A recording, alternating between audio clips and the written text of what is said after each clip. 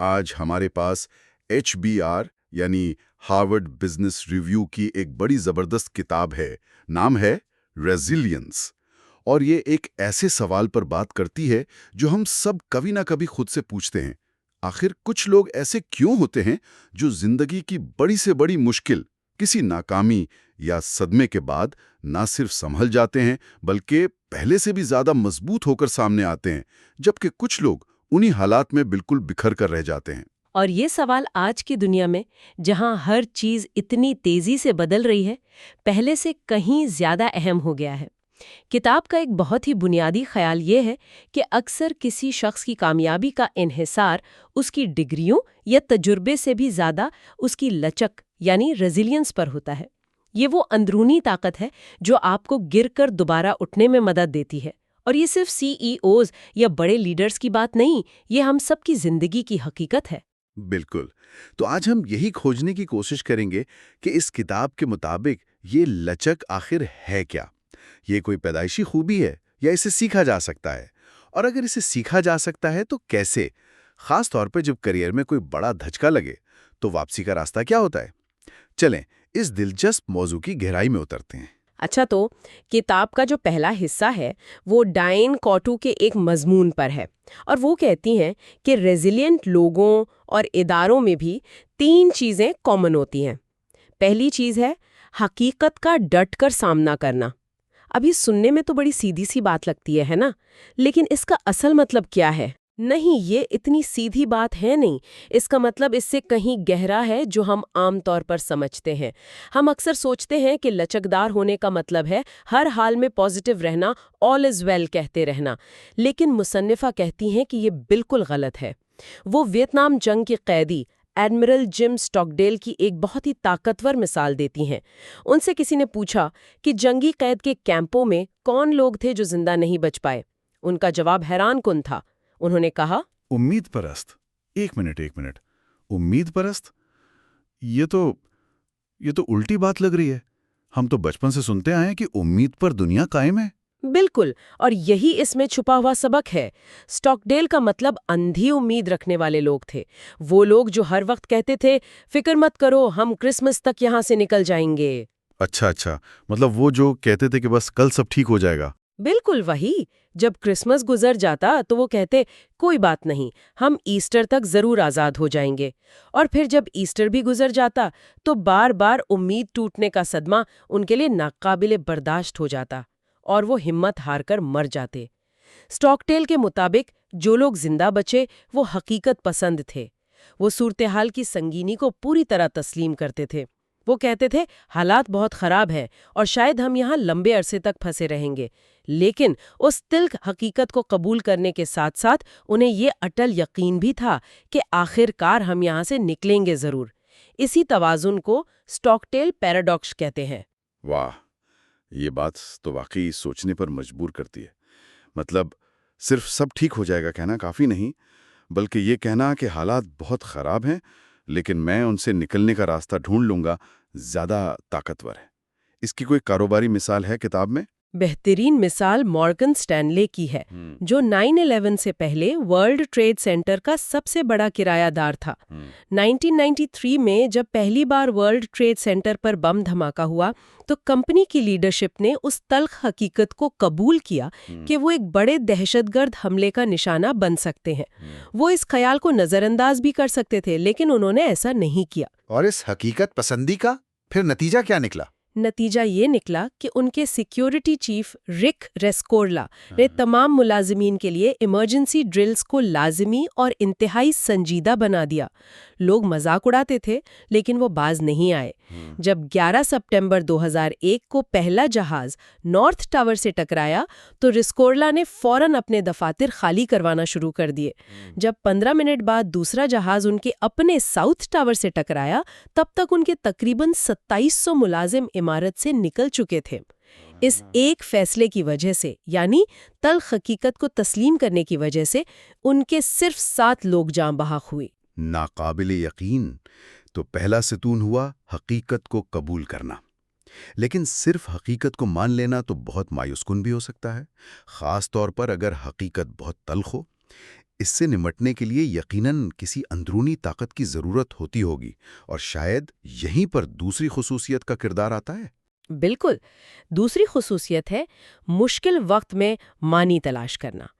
لچکدار لوگ اپنی مشکلات کو بے معنی نہیں سمجھتے۔ وہ خود کو حالات کا شکار یا مظلوم سمجھنے کے بجائے اپنے تجربے کو ایک بڑے مقصد سے جوڑتے ہیں۔ اس کی سب سے کلاسک مثال ماہر نفسیات وکٹر فرینکل ہیں، جو ہولوکاسٹ کے دوران آشوٹز کے کیمپ میں قید تھے۔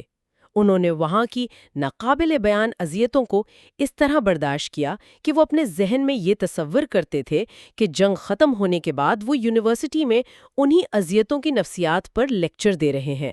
اس ایک سوچ نے، اس مقصد نے انہیں لمحہ موجود کے درد سے اوپر اٹھنے کی طاقت دی۔ اور یہ اصول اداروں پر بھی لاگو ہوتا ہوگا؟ جی، جن کمپنیوں کی بنیاد مضبوط اقدار یعنی ویلیوز پر ہوتی ہے، وہ بحران میں بہتر کارکردگی دکھاتی ہیں۔ جانسن اینڈ جانسن کا مشہور کریڈو ہے جو ہر فیصلے میں ان کی رہنمائی کرتا ہے، یا یو پی ایس کا نوبل پرپس یعنی عظیم مقصد۔ جب ملازمین کو لگتا ہے کہ وہ صرف ڈبے نہیں پہنچا رہے بلکہ لوگوں کی زندگیوں کو جوڑ رہے ہیں، تو ان کا کام کرنے کا انداز ہی بدل جاتا ہے۔ تو حقیقت پسندی اور معنی کی تلاش۔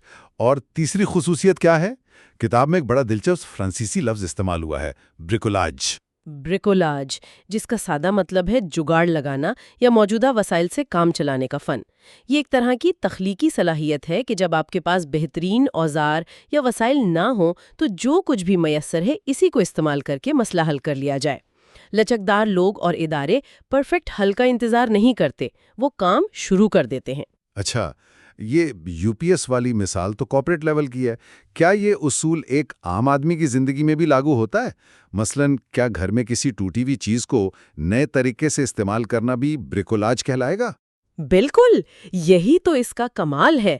گھر میں ٹوٹی کرسی کی لکڑی سے کتابوں کا شیلف بنا لینا بریکولاج ہے۔ محدود بجٹ میں ایک شاندار تقریب کا اہتمام کرنا بریکولاج ہے۔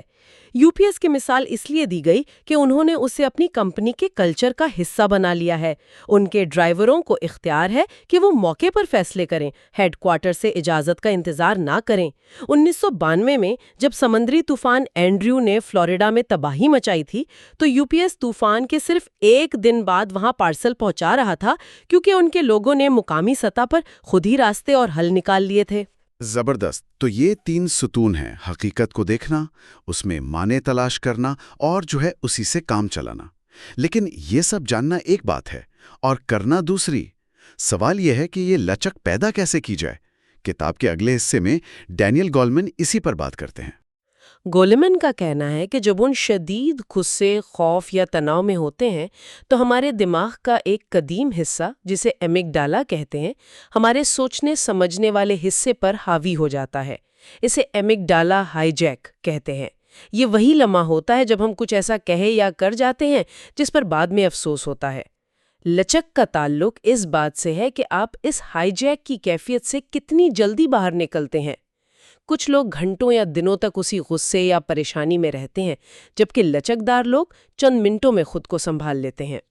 اور اس ایمگڈالا کو قابو میں رکھنے کا طریقہ کیا ہے؟ گولیمین ذہن سازی یعنی مائنڈ فلنس کی مشق پر بہت زور دیتے ہیں۔ کیا یہ وہی مراقبے والی بات ہے؟ اسے جھٹکنے یا اس سے لڑنے کے بجائے اسے ایک بادل کی طرح دیکھ کر گزر جانے دیں۔ بس اپنی توجہ واپس سانس پر لے آئیں۔ ایک تحقیق میں ملازمین نے 8 ہفتوں تک روزانہ صرف 30 منٹ یہ مشق کی، اور ان کے برین سکینز نے دکھایا کہ ان کا امیگڈالا کم فعال ہو گیا اور فیصلہ کرنے والا حصہ زیادہ پرسکون ہو گیا تھا۔ وہ زیادہ لچکدار بن گئے۔ اسی سے جڑا ایک اور بڑا دلچسپ آئیڈیا ڈیوڈ کوپنز کا ہے۔ وہ کہتے ہیں کہ لچک بڑھانے کے لیے مثبتیت کی کرنسی یعنی پازیٹیوٹی کرنسی جمع کریں۔ یہ کیا چیز ہے؟ یہ ایک بہت عملی طریقہ ہے۔ جیسے ہم برے وقت کے لیے پیسے بچاتے ہیں، ویسے ہی ہمیں اچھے وقت میں مثبت تجربات، اچھی یادیں اور تعمیری رشتے بھی جمع کرنے چاہیے۔ یوں سمجھیں کہ یہ ہمارا جذباتی بینک اکاؤنٹ ہے۔ جب مشکل وقت آتا ہے تو ہم اسی اکاؤنٹ سے ہمت اور طاقت نکالتے ہیں۔ تو یہ کرنسی جمع کیسے کی جائے؟ کیا اس کے کچھ کانکریٹ طریقے ہیں؟ بالکل، انہوں نے 4 طریقے بتائے ہیں۔ پہلا، ریکارڈ رکھیں۔ روزانہ کی بنیاد پر ہونے والے کسی بھی مثبت واقعے، کسی کی تعریف یا اپنی کسی کامیابی کو لکھیں۔ لکھنے کا عمل اس کی اہمیت کو بڑھا دیتا ہے۔ دوسرا، ایک مثبت ماحول بنائیں۔ خوشی کنٹیجیس یعنی متعدی ہوتی ہے۔ مثبت لوگوں کے ساتھ وقت گزاریں، اس سے آپ کا ذخیرہ بھی بڑھے گا۔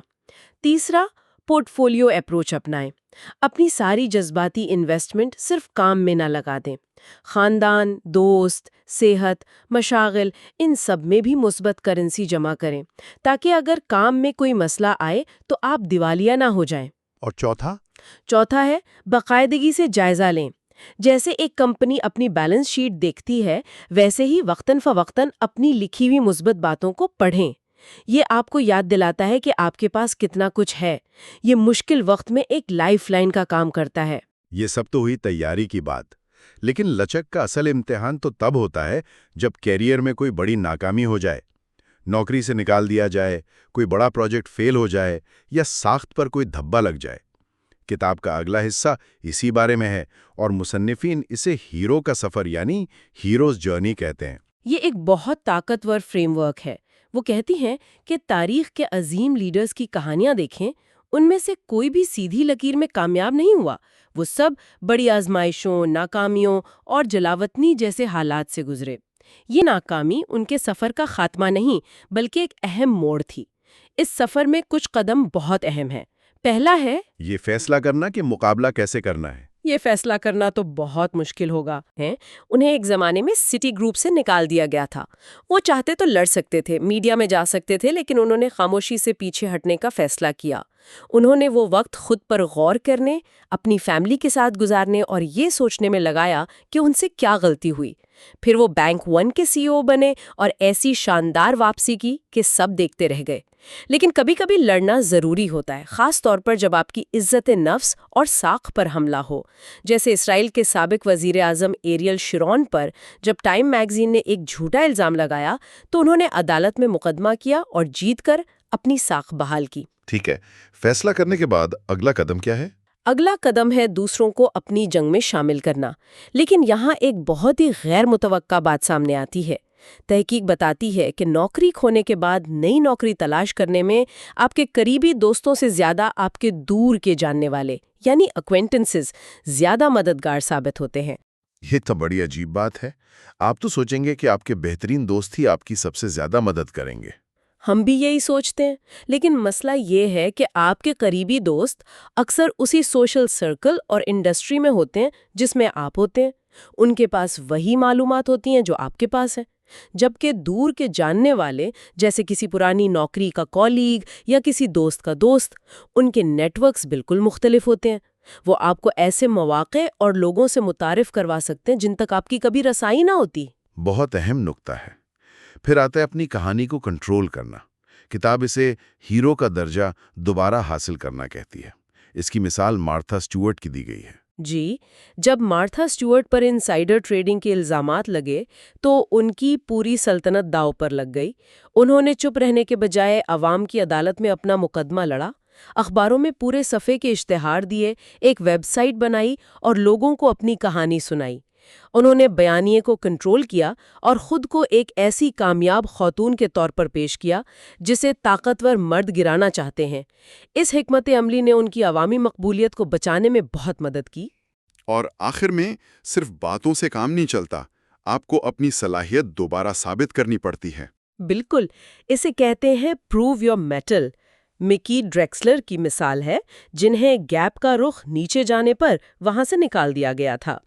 وہ چاہتے تو ریٹائر ہو سکتے تھے، لیکن انہوں نے فوراً جے کرو کو جوائن کیا اور اسے ایک چھوٹی کمپنی سے ایک فیشن آئیکن بنا دیا۔ انہوں نے اپنے کام سے ثابت کیا کہ وہ ابھی ختم نہیں ہوئے۔ اور سب سے بڑی مثال تو اسٹیو جابز کی ہے۔ انہیں اپنی ہی بنائی ہوئی کمپنی ایپل سے نکالا گیا۔ یہ کسی بھی شخص کے لیے کیریئر کی موت ہو سکتی تھی، لیکن انہوں نے نیکسٹ اور پکسار بنائے اور پھر فاتح بن کر ایپل واپس آئے اور اسے دنیا کی سب سے قیمتی کمپنی بنا دیا۔ یہ ہے ہیرو کے سفر کی تکمیل۔ اب تک کی گفتگو سے یہ لگ رہا ہے کہ لچک کا مطلب ہے برداشت کرنا، ڈٹے رہنا، ہمت نہ ہارنا۔ لیکن کتاب کا آخری حصہ اس پوری سوچ کو ایک طرح سے چیلنج کرتا ہے۔ جی، اور میرے خیال میں یہ اس کتاب کا سب سے انقلابی آئیڈیا ہے۔ مصنفین شان ایچر اور مشیل گیلن کہتی ہیں کہ لچک اس بات پر منحصر نہیں ہے کہ آپ کتنا برداشت کرتے ہیں، بلکہ اس بات پر کہ آپ خود کو ریچارج کیسے کرتے ہیں۔ ان کے مطابق مسلسل کام کرتے رہنا اور خود کو تھکاتے جانا لچک نہیں بلکہ بے وقوفی ہے۔ یہ آپ کو مضبوط نہیں، کمزور کرتا ہے۔ وہ آرام یعنی ریسٹ اور بحالی یعنی ریکوری میں بھی فرق بتاتے ہیں۔ یہ کیا فرق ہے؟ یہ بہت اہم فرق ہے۔ آرام کا مطلب ہے کام روک دینا۔ ہو سکتا ہے آپ صوفے پر لیٹے ہوں، فلم دیکھ رہے ہوں، یہ آرام ہے۔ لیکن بحالی یعنی ریکوری کا مطلب ہے ذہنی اور جسمانی توانائی کو فعال طور پر واپس لانا۔ جیسے ایک ایتھلیٹ ورزش کے بعد اپنی ماس پیشیوں کو بحال کرنے کے لیے اسٹریچنگ اور صحیح خوراک لیتا ہے، اسی طرح ہمارے دماغ کو بھی بحالی کی ضرورت ہوتی ہے۔ صرف کام سے نظر ہٹا لینا کافی نہیں، دماغ کو واقعی میں ریچارج کرنا پڑتا ہے۔ تو اس دماغی بحالی کے عملی طریقے کیا ہیں؟ 2 طرح کی بحالی ضروری ہے، اندرونی اور بیرونی۔ بیرونی بحالی وہ ہے جو آپ کام کے بعد کرتے ہیں، جیسے اپنی تمام چھٹیاں استعمال کرنا۔ تحقیق بتاتی ہے کہ جو لوگ چھٹیاں لیتے ہیں وہ زیادہ پروڈکٹیو ہوتے ہیں۔ اور دوسری ہے اندرونی بحالی، جو کام کے دوران ہوتی ہے، جیسے ہر 90 منٹ کی فوکسڈ کام کے بعد 5-10 منٹ کا وقفہ لینا، اٹھ کر چلنا، کسی دوست سے بات کرنا یا صرف کھڑکی سے باہر دیکھنا۔ اور سب سے اہم، دن میں کچھ وقت ٹیکنالوجی سے مکمل طور پر دور گزارنا، تاکہ آپ کا دماغ واقعی پرسکون ہو سکے۔